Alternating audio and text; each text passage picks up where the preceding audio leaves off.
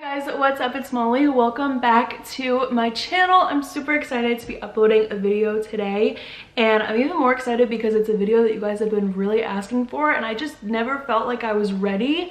I still don't really feel like I'm ready, but I'm going to try my best in this video to see what I can do and what advice I can give. It is going to be how to better yourself after a breakup. Now, this is my first breakup, so I'm not like a veteran at this kind of thing by any means. It was all new to me, and it's been really difficult, but like I said, I'm at a place now where I feel like I can at least share what I did.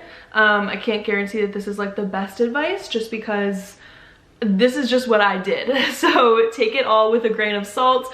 Is that the saying? Take it all with a grain of salt? I think so.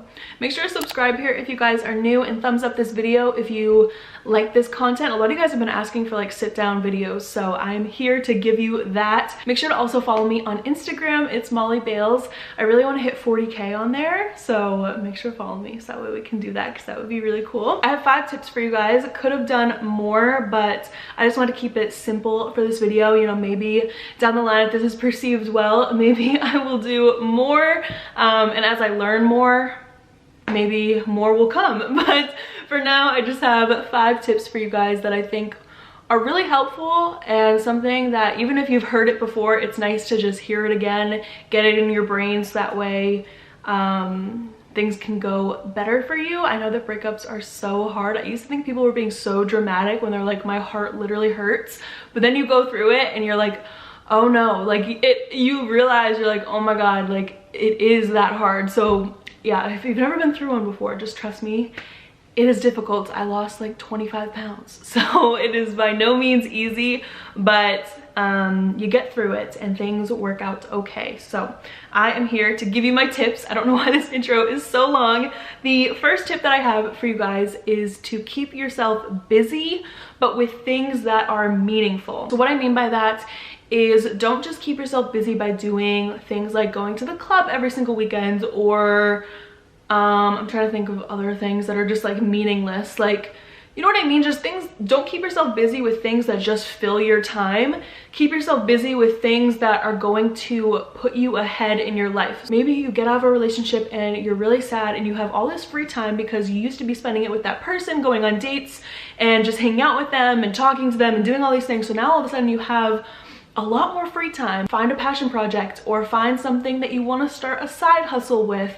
For me, just as an example, something that I decided to do for myself was get my real estate license. I'm still in the process of it, but it's nice because it's something that whenever I feel myself getting sad, because when you're not busy, it's just like, it's all you're gonna think about is just the breakup and him and everything about your past relationship. You're gonna think about the past constantly and think about what could have been better, what could have fixed things, what that person is doing with their time.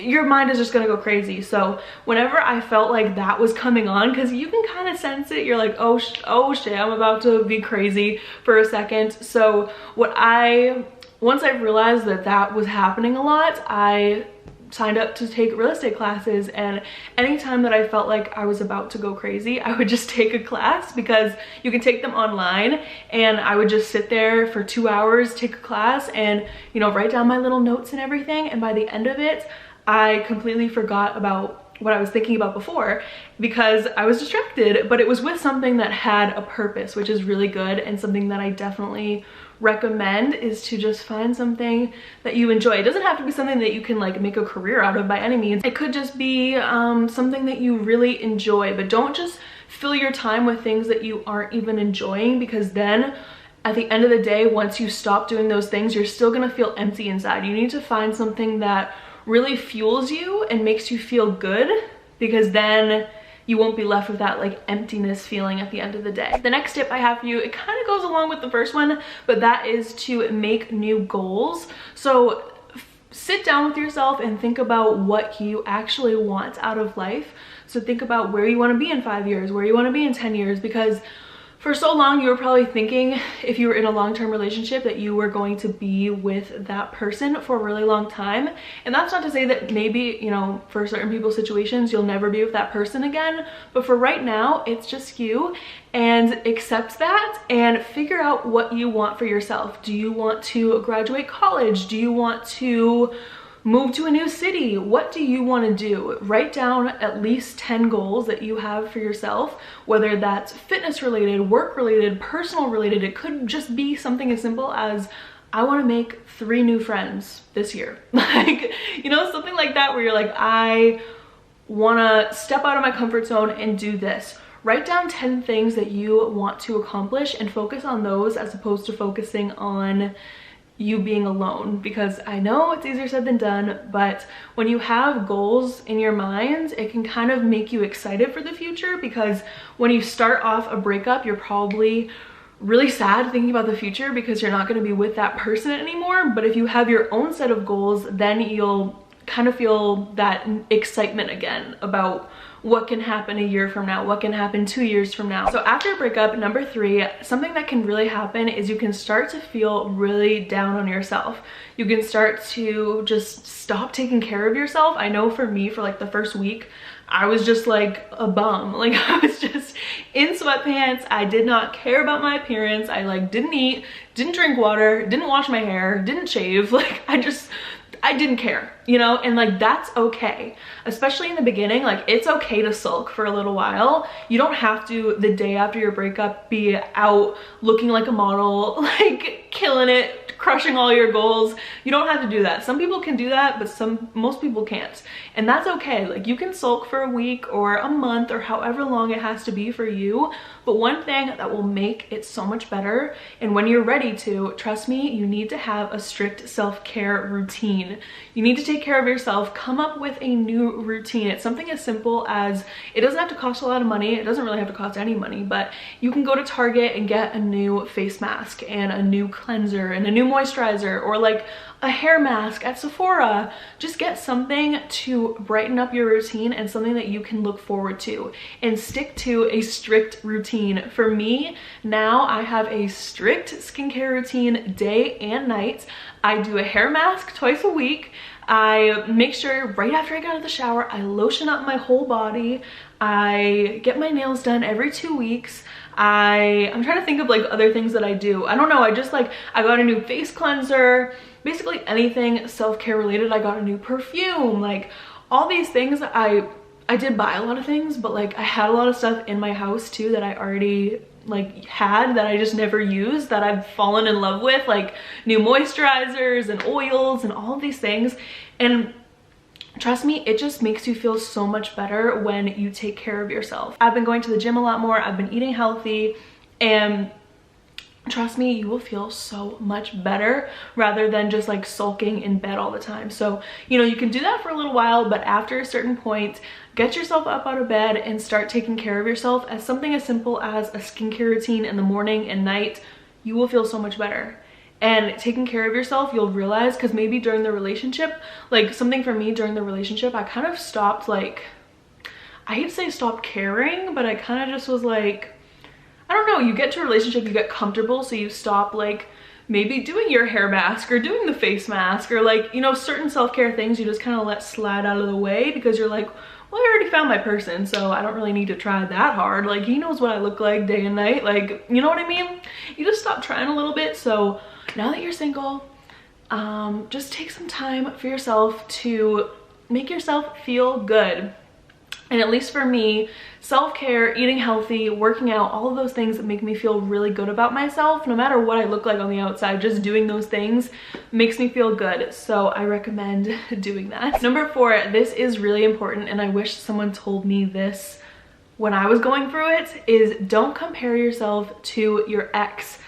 So important, you guys. I know that it could be tempting to look at their profiles or to hear, you'll hear from friends like what they're doing. You're like, I don't care, but they'll still tell you, but then you kind of do care at the same time. You're like, wait, tell me more. Like, what's going on with him or he or she, whoever it is that you were in a relationship with. It's just he for me, so that's why I say he.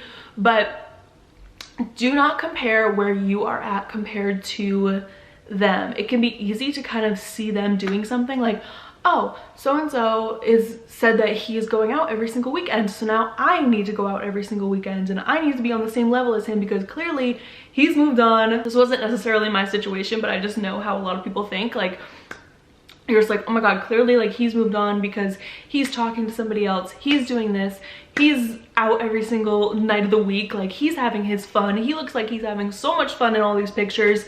And you start to think in your head like, oh my god, like I'm behind. Like now you for some reason think like I lost, like he won because he's ahead. Or maybe you're ahead and you're like, why am I okay doing all these things already? Like, what's going on? And why is he still sulking? Don't compare at all. Like, whatever's going on with you is different from what's going on with your ex, and you are on different paths now. So don't look into too many things. Don't feel like because maybe your partner is talking to someone new that you have to, because then you force yourself into something that you weren't ready for or that you just don't want to do, and then you'll end up feeling even worse after you do those things. So if your coping mechanism is staying in every night and making a home-cooked meal with a couple of your girlfriends and having a wine night, do that. Whatever it is that makes you feel better and makes you feel like you're making progress towards feeling better, do those things. Don't worry about what your ex is doing. Okay, the fifth and final tip that I have for you guys in this video is to stop talking about it. Yes, you heard me. Stop talking about it. Stop bringing it up every chance you get. I know, like, in the very beginning it's hard. You're like, you talk to a friend and they're like, oh, like what happened? And you're like, well, this, can you believe he did this? Can you believe this happened? Can you believe what he's doing now? Can you believe this? And you're like, so-and-so. Like, you just keep saying their name over and over again. Or like, you just like, it's like once somebody opens up the gates, like it is just fair game to say anything, and you could go on for hours. I mean, you can tell like your close girlfriends about it, but I'm saying like, after like a week or two, my heat just turned on, so I'm sorry if you guys hear that. After like a week or two, you have to just stop talking about it so much. You can keep, you know, your answers short and sweet, but don't go crazy, talk about it for hours to someone and just like spit everything out that you are thinking in your head, because talking about it makes you crazy. Like, if you keep talking about it to people all the time, you will literally, it will never be out of your head. And that will be all you think about 24/7, day and night. It will consume you.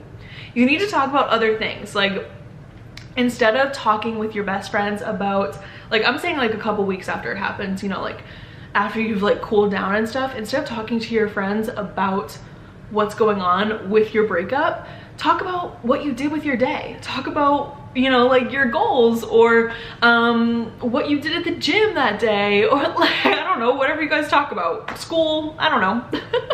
Talk about other things than your breakup, because if you continue to talk about it, it will literally never leave, because you're still allowing it to have access in your life. Like, someone will be like, oh my god, like I love that color red dress, and you'll be like, oh, my ex's favorite color was red, oh my god, you know, like it's things like that. Like, just stop. I know that from experience, so just cut it out. Try and talk about other things, as hard as it is, because I know in your brain you're probably still thinking about it, but just stop bringing it up, because that's one step closer to it being out of your head. All right, you guys, I feel like I've talked so much with my hands in this video, and I'm so sorry. It's just because I have not filmed a sit down video in so long, so I'm like out of my element a little bit.